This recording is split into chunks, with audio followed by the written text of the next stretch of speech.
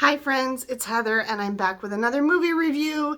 This is my review of the movie Wicked Part 1. So that's the first thing you need to know. If you don't know this, you need to know because I heard the groans at the end of the movie from people that this is only Part 1. This movie that's coming out now at Thanksgiving time 2024, that's entitled Wicked in all the promotional materials and the posters and everything, is only the first half of the story. So there's going to be Wicked Part 2, which is coming out, do we know what month? I want to say it's also November. Yeah, probably it's exactly a year later. It's going to be coming out in 2025. So if you have seen the Broadway show and you are expecting that this movie is going to be the entire story that's in the Broadway show, it is not. This movie coming out in 2024, it roughly correlates to Act 1 of the show, if you've seen the show. So the second movie that's going to come out in 2025 is basically going to be Act 2. Now, we have heard rumors, and there have been some videos we've seen about this. There are no original songs in the movie that's out now in theaters, Wicked Part 1, but we have heard that there might possibly be some new songs in Wicked Part 2 that will be coming out in 2025. Megan, my daughter, who is choosing to be off camera today, so you're just going to hear her talking, and I saw the Broadway show. We saw the touring Broadway production, just her and I. We can't even remember what year we saw it. We saw it at the Orpheum Theater in Minneapolis. You don't even know how old you were? No. It's one of the very first touring Broadway shows. No, I'm sorry. I was in middle school. She was in middle school. So it's one of the very first touring Broadway shows we ever saw in Minneapolis, if not the first. I think it was the first. It might have been the very first one we ever saw. So it's a long time ago. And she's not remembering who was there. I really think there were at least 3 of us. That there was at least me and her, and maybe it was her older brother, and he might remember, but I didn't have a chance to ask him. If you were in middle school, then we probably did not take Ben because he would have been way too little. Yeah. But I've mentioned this before in this video, when I talked about the top 20 Broadway shows, Broadway musicals, we had seats that I hated. Someone advised us to get seats in the balcony because there was going to be stuff up high, which there really wasn't. And so I couldn't see very well. We were higher than the top of the stage. Yeah, we were higher than the top. I also could not see anything. Right. And I have very, very poor eyesight.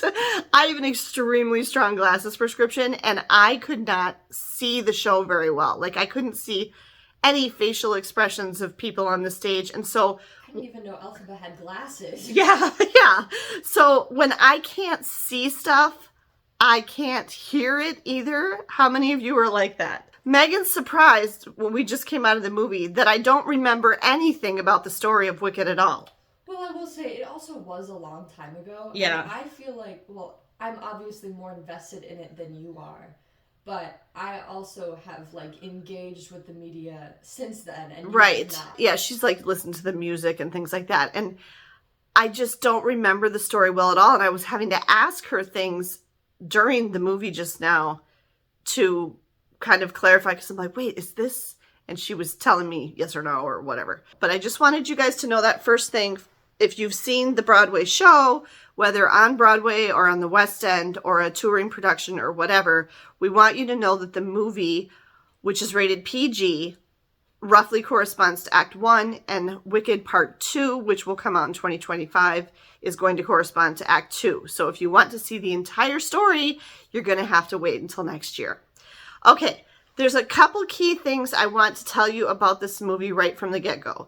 First of all, it is rated PG. We discussed it. We do think that's probably an appropriate rating. There's no nudity. There's no sexual content. There's just some suggestive content. Yeah, maybe a little bit of suggestion that'll go right over kids' heads. There's no smoking. There's implied alcohol drinking. But kids won't recognize. But kids won't realize what it is. I mean, necessarily. No. Oh, no, there's a little suggestion of sexual content. Yeah, that's true. Yeah, it's pretty overt. Yeah, that's true. Right at the beginning. It's very short. Right. There's no profanity. No. At all. There is absolutely no profanity. But there is some scary, not violence, Just distressing. distressing situations, especially at the end of the movie. There were a couple little kids sitting behind us and they were scared. And I jumped. Yeah, there were a couple. Yeah, there were a couple parts. jumpy parts. And so it does get a little bit frightening at the end. So you're going to have to gauge your kiddos and like whether they're mature enough to handle that. But I think if you're going with them and can, you're by them or whatever, they'd be fine. But given that, I would also like to say, this is not a children's movie. Please don't take your little kids to this movie. The little kids at the theater were so bored and so distracting. They kept talking. They were literally running up and down the steps in the theater. They kept going in and out. They were bored out of their minds. They were not following it. They were not engaged. I mean, even for my kid who grew up doing musical theater, I think if she had gone to this movie when she was as young as these kids that people had in this theater, she would have been bored out of her mind. So don't bring your little kids to this, please. And even the movie theater obviously doesn't understand this. The only previews they had on there were animated stuff and Disney. Yeah. There was nothing else. So they think it's a kid's movie. It's not a kid's movie. Kids aren't going to get it. Kids aren't going to follow the story. Kids aren't going to understand the humor. Kids are going to be bored out of their minds. Kids don't really get into musical numbers, okay? They really don't. I mean, it is a musical, but there is more talking than music. So it's not like, what's an example? What's a movie musical that's basically all singing? I know one. Les Miserables? Yes. Yeah. Except that's really not a kid's movie. No, but I mean, I was just trying to think of another example of a musical that is also a musical movie. Yeah. Where it's literally all singing. This was not that. The songs were there. There were a couple times where I actually forgot there was going to be more singing. Yeah, I did too. And then there were long sections of the movie where there was no singing at all, and you forgot it was a musical, and then all of a sudden they stopped and sang a song. It's definitely a movie. Ben, my son, who had not seen the show, enjoyed it. He gave it a thumbs up. He liked it. So that was the main thing I wanted you to know about, like, whether it's good for kids. Don't take your little kids, please. I would say middle school and up, honestly. Wouldn't you say? Yeah. Yeah. And your kid's got to be either a really big fan of Wizard of Oz so that they can look for the Wizard of Oz Easter eggs because that'll give them something to do. Or they have to be a really huge fan of Ariana Grande. Or they have to be like theater. In musical theater, okay? Like they have to already be like participating in musical theater and be a big musical theater buff. Now, given that, this is what I said when I came out of the movie. I said to Megan as we were walking out of the theater, I said, I liked it fine and I enjoyed it, and I'm excited to see part 2 when it comes out next year. But I really think it was way overhyped. To which she said, it is absolutely overhyped. And you said everybody needs to chill. Yeah. I think that people are going a little too crazy over this movie. I said, do you mean everybody needs to like chill and calm down over just this movie, or like Broadway people in general? Broadway people in general. And she said Broadway people in general, and she's got a point. And she brought up an example from our own personal experience. Okay, well, we thought of 2 actually. When we went to Beetlejuice, the touring Broadway production of Beetlejuice in Minneapolis a little over a year ago, the audience was obnoxious.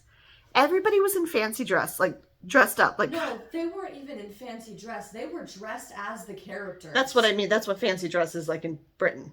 Oh, well. Yeah.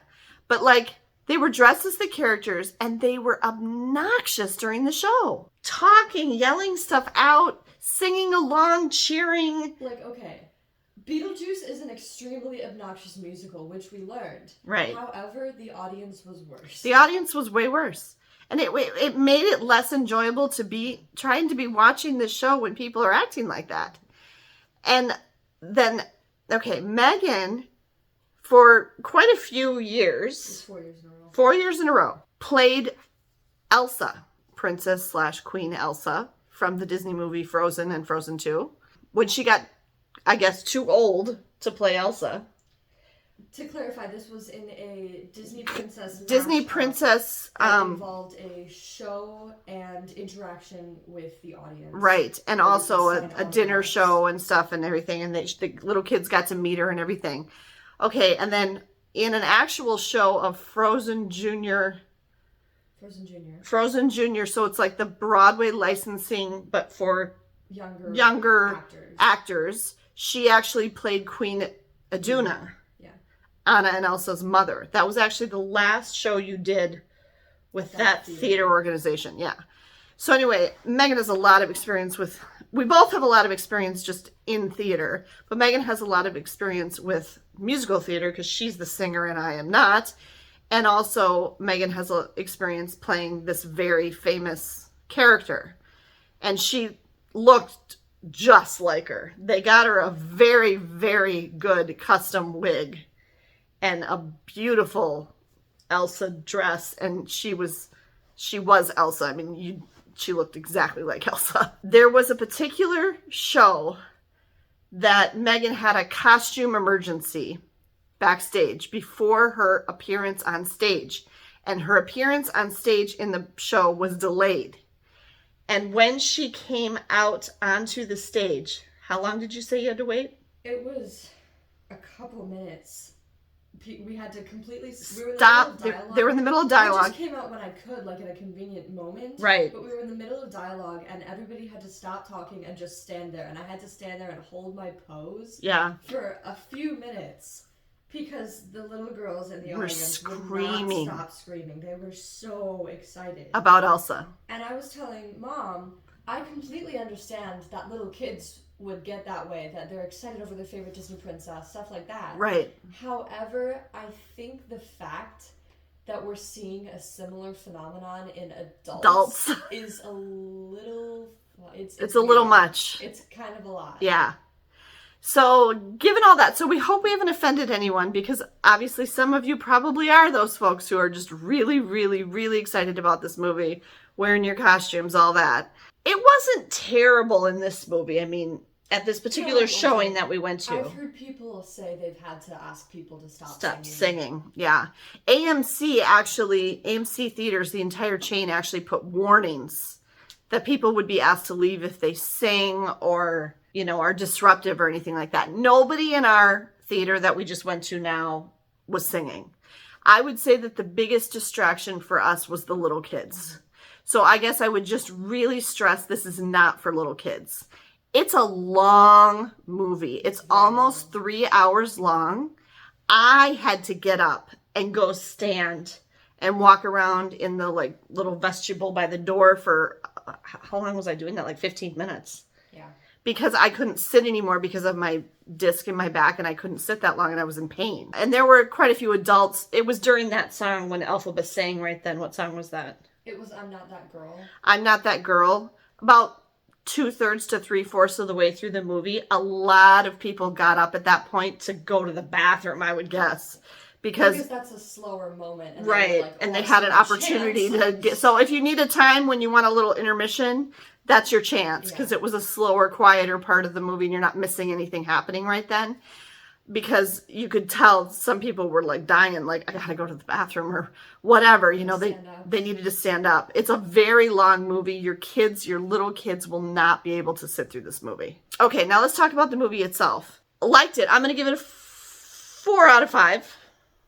I would agree with that, yeah. Yeah, 4 out of 5.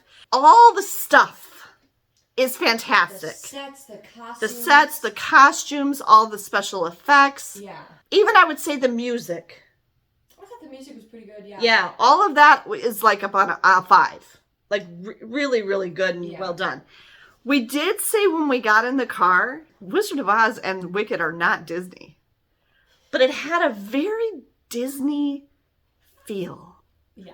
There were a couple spots where we actually thought, boy, this is awfully Disney right here.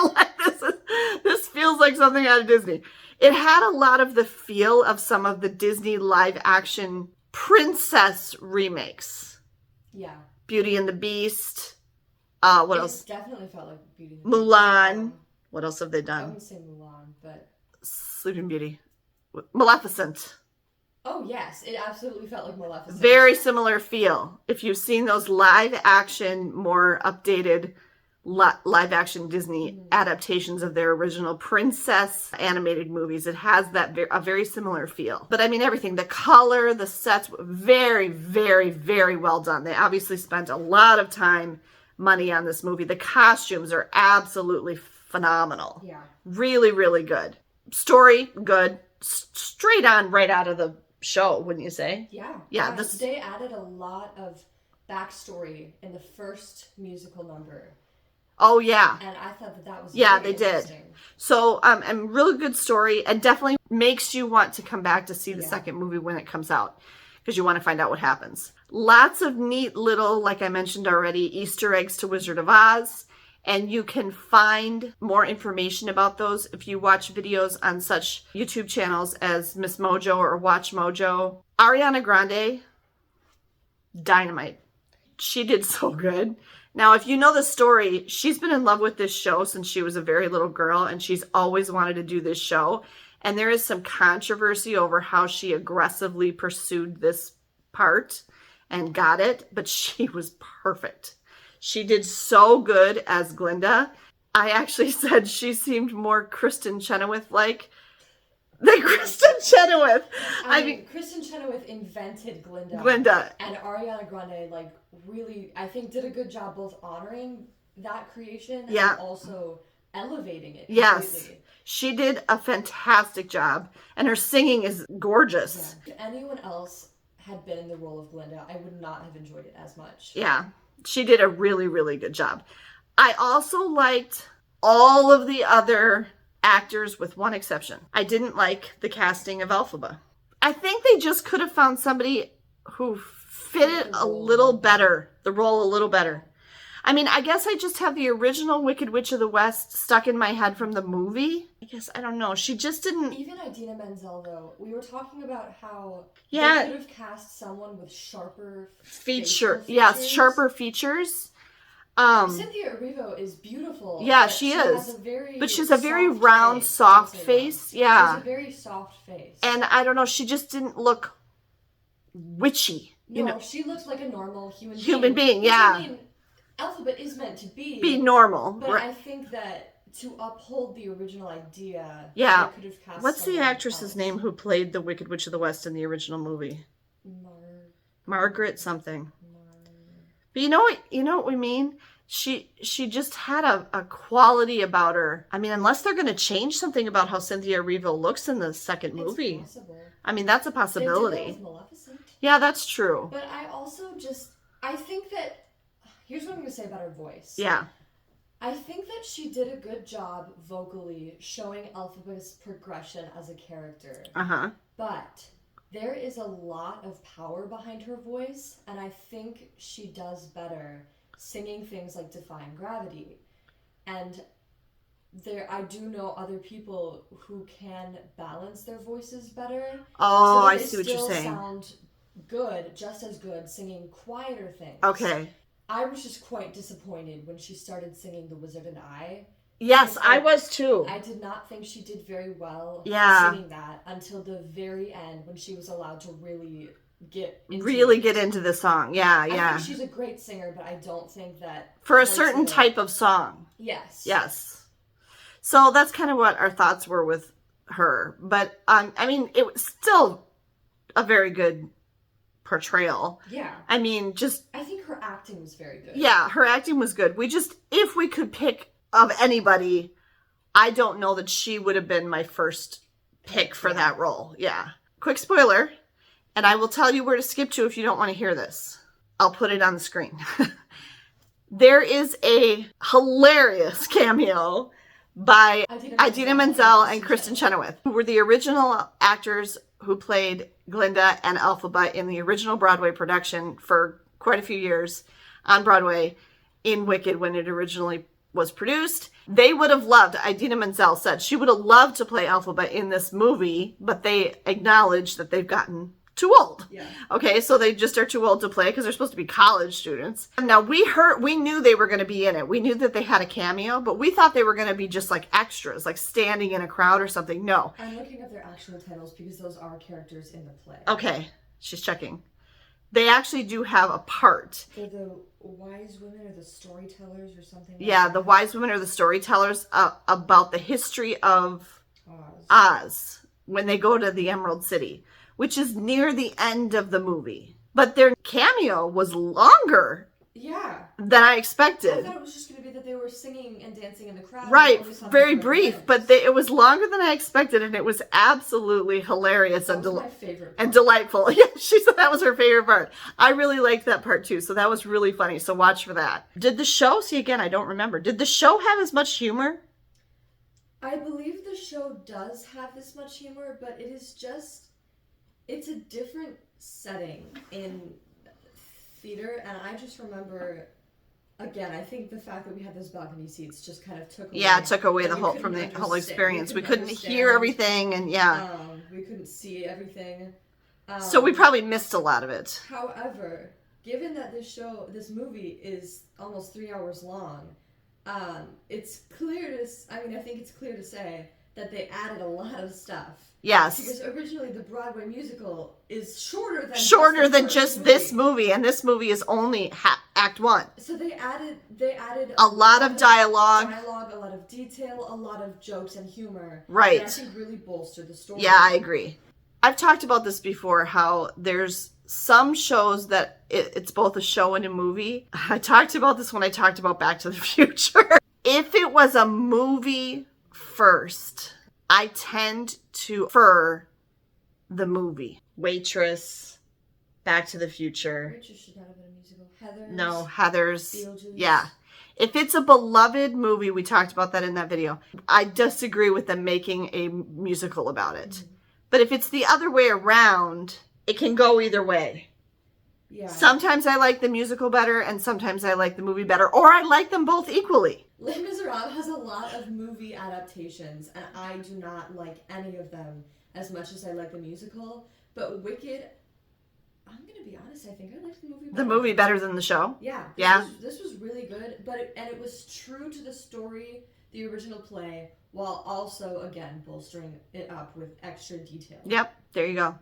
So it could go either way for you too. So you'll just have to go see it and see what you think. Also would like to say, you do not need to have seen the musical to totally enjoy and appreciate this movie. You could, probably would appreciate it more if you've seen The Wizard of Oz. right. Yes, exactly. If you don't know the stuff from The Wizard of Oz, I would suggest seeing The Wizard of Oz before you see this movie if you can, if you haven't ever seen it. But yeah, you don't need to have seen Wicked on Broadway or a production of Wicked to enjoy this movie by itself. If you're not a go to live theater person, it doesn't matter. You can still go to this. You are going to want to know that it's a musical and there's a lot of songs. So if you don't love that, you might not enjoy it. You might be like, oh God, they're singing again. It's still a very entertaining, visually stunning, fun movie to go see. Hope that helps. Let us know your thoughts about Wicked Part 1 in the comments below. Thanks for watching today, and I'll see you next time.